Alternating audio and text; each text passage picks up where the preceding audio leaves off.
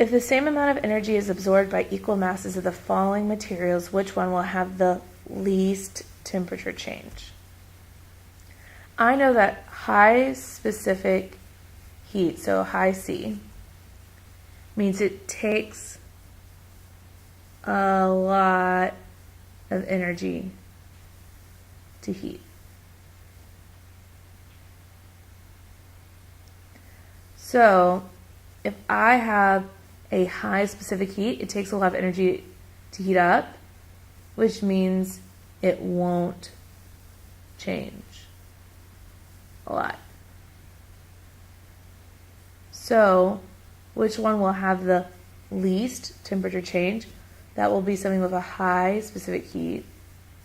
So my highest specific heat, it's not 0.25, not 0.38. It's going to be calcium. Calcium does not want to heat up, which makes sense because calcium's in milk, it's in our bones. It doesn't heat up as quickly as iron or a metal. Which of the following is a factor in determining the amount of heat transferred to an object? Well, I know heat is Q, and it equals mc delta T. So that tells me that mass matters, temperature of the object matters, and specific heat matters, so D, all of the above. What is the mass of water released when temperature decreased by 35 degrees Celsius? Well, I know this is a Q because of the joules. This unit tells me this is C. I'm looking for mass M. And decreased tells me that the temperature changed by 35 degrees Celsius.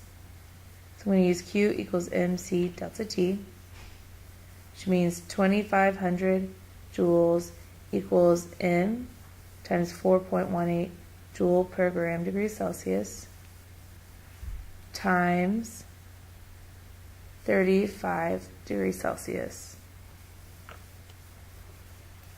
This is when you're going to need a calculator. You're going to multiply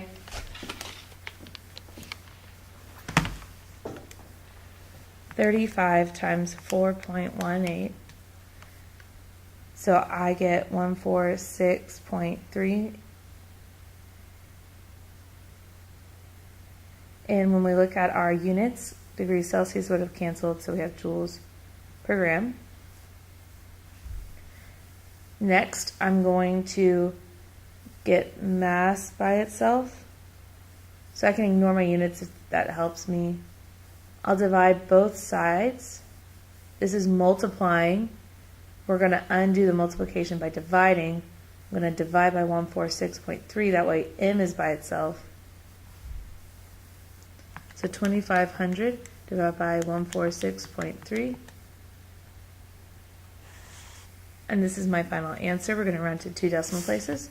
So 17.09 grams equals the mass.